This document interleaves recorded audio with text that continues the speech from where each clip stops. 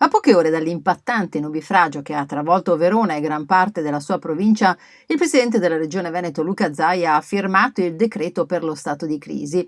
Una volta passata l'emergenza bisognerà, come sempre, procedere alla conta dei danni ad abitazioni, impianti, opere pubbliche e strutture industriali e produttive.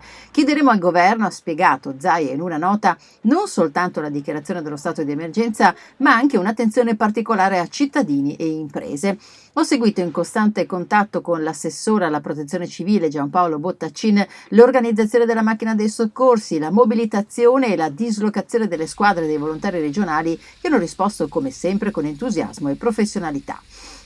Un lavoro massacrante per questi uomini, anche perché sono stati circa 300 gli interventi seguiti a segnalazioni giunte ai vigili del fuoco. Un bilancio pesante ma fortunatamente senza feriti, anche se diversi automobilisti sono stati portati in salvo dalle squadre speleo-alpino-fluviali dopo essere rimasti bloccati nelle loro auto intrappolate nelle strade allagate. La situazione si sta normalizzando grazie al miglioramento del meteo. Restano, come si diceva, i danni che l'acqua ha causato. Le situazioni più pesanti riguardano l'est e la Valpolicella, due zone a forte vocazione vinicola. Nella frazione di Costeggiola una decina di famiglie si sono ritrovate le abitazioni invase dall'acqua che è arrivata a sfiorare i 2 metri di altezza. Almeno altre 30 famiglie sono state colpite da allagamenti. All'opera con i vigili del fuoco anche squadre della protezione civile, il personale dei comuni e la polizia municipale. Verso la frazione di Fittà sono caduti 180 mm d'acqua e si sono verificate alcune frane. Pesanti problemi anche a Monteforte d'Alpone, che nel 2010 era già stata pesantemente colpita assieme a Soave dall'alluvione di Ognissanti e poi da altre 2 successive inondazioni.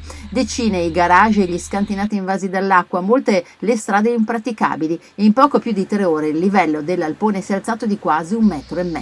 Il picco di precipitazione si è registrato però a Santa Maria di Negrari, in Valpolicella, dove sono caduti 178 mm d'acqua in poco più di 2 ore. L'ondata di maltempo rischia di pregiudicare anche la vicina vendemmia del pregiato Amarone. Anche ad Arbizzano decine di abitazioni sono state allagate. In una nota il Consorzio di Bonifica Veronese ha sottolineato che il Prognio di Arbizzano è stato pulito giusto una settimana fa, ma 170 mm d'acqua e passa non sono controllabili. Sono saltati i muretti a secco in più punti.